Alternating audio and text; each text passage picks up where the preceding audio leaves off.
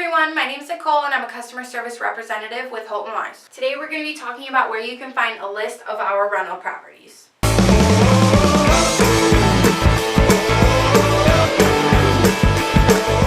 The number one place that we advertise our properties are going to be on our Instagram page at Holton Wise. Be sure to follow that to keep up with all of our new listings. On top of that, you're also going to want to join our Facebook group, Cleveland Area Houses for Rent. Our leasing consultants are constantly on there interacting with you guys, answering questions, setting up showings, and posting new pictures of our properties. In addition to that, you can also go to HoltonWise.com. You can go over to our property search for rent.